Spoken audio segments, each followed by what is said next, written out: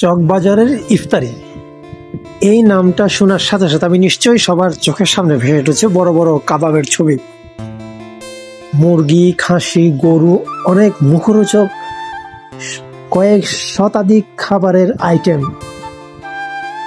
এমন কোনো TV channel নাই যারা রোজার সময় বা ইফতারের আগে তাদের নিউজে বা আলাদা করে এই চকবাজারের ইফতারের উপরে প্রতিবেদন বানায় না। বিকাল থেকে দেখে এখন তো আবার হচ্ছে বিভিন্ন নিউজ চ্যানেলের পাশাপাশি বিভিন্ন ইউটিউবাররাও মোটামুটি তাদের ভিড়েই ওই চকবাজার যে এরিয়া, ওখানে আসলে মানে পায়ে হাঁটাটাও অনেক কষ্টকর। মানে রিক্সা ছাড়া তো কোনো যানবাহন নাই, আপনি যে পায়ে হেঁটে যাবেন ওই এলাকায় চলাফেরা করবেন এটাও অনেক দুঃসাধ্য ব্যাপার। এই জন্য ওই এলাকায় বা চকবাজারে যারা ইফতারি কিনতে যাবেন বা দেখতে যাবেন তারা ওই এলাকাটা পায়ে হেঁটে যাওয়াটাই হচ্ছে সবচেয়ে বুদ্ধিমানের কাজ। নাহলে কিন্তু আপনাকে ঘন্টার পর ঘন্টা ওই রিক্সাতেই বসে থাকতে হবে। ইফতারে আমরা সচরাচর যেসব আইটেমগুলি খাই, দেখা ছোলা, পেঁয়াজু, বেগুনি, হ্যাঁ, বা আলুর চপ, এগুলো কিছু কমন কিছু আইটেম। কিন্তু এর বাইরেও যে আরও কয়েক শতাধিক আইটেম থাকতে পারে, এটা যদি আপনি চকবাজার না যান, নিজের চোখে না দেখেন, তাহলে আপনি বিশ্বাসই করতে পারবেন না যে ইফতারের মধ্যেও কয়েক শতাধিক আইটেম হতে পারে।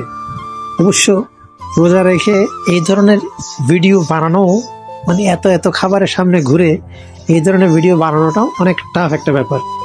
জিলাপি, অনেক বড় বড় সাইজের জিলাপি, ভিন্ন ভিন্ন ডিফারেন্ট সাইজের জিলাপি, সিঙ্গারা, সমুচা, রোল, ডিফারেন্ট কলিজার সিঙ্গারা আছে, বিভিন্ন সাইজের সিঙ্গারা আছে, ডিফারেন্ট কাবাব আছে, মুরগি, খাসি, গরু। তারপরে আবার কাবাবের মধ্যেও অনেক ডিফারেন্ট টাইপ আছে, যেটা যদি আপনি না যান তাহলে আপনি এটা বুঝতে পারবেন না।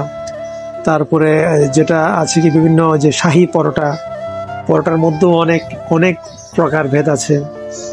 এছাড়াও বিভিন্ন দই বড়া, তারপরে একটা আইটেমের নাম আমরা প্রায় টিভি চ্যানেল খুললেই বা চকবাজারের উপর যারা ইফতারে নিয়ে কোনো প্রতিবেদন বানায়, ওখানে একটা আইটেম থাকে যে বড় বাপের পোলায় খায়। তবে আমার নিজের ব্যক্তিগত অভিজ্ঞতা থেকে বলছি, ওরা যে এরকম হাক ডাক দিয়ে প্রচার করা হয় যে বড় বাপের পোলায় খায়, সেই রকম আমি নিজে একবার খাইছিলাম। খাওয়ার পর থেকে আমি তো অবাক করছি যে আমি ওই জিনিসটা আর খাবো না। মানে যেভাবে প্রচারণা করা হয় ওই ধরনের ভালো আমার কাছে ব্যক্তিগতভাবে লাগে নাই। সো যারা মনে করেন কমন যে আইটেমগুলি দিয়ে আমরা ইফতারি করি, আপনার হতে পারে আপনার বাসায় কোনো মেহমান আসছে, আপনি ডিফারেন্ট কোনো আইটেম দিয়ে বা নতুন কোনো আইটেম দিয়ে আপনি যদি মেহমানদারি করাতে চান বা ইফতারি করাতে চান, তাহলে আপনি চকবাজার থেকে ঘুরে আসতে পারেন। চকবাজার থেকে ডিফারেন্ট আইটেম আপনি নিয়ে আসতে পারেন। আশা করি এই যারা বিদেশিও যারা ইফতার করে, আমি নিশ্চিত তারাও চকবাজারের এই শতাধিক রকমের আইটেমের ইফতার দেখে তারাও মুগ্ধ হবে। সো আপনি ডিফারেন্ট ইফতারের স্বাদ পেতে চাইলে আজই ঘুরে আসুন চকবাজার ইফতার বাজার থেকে।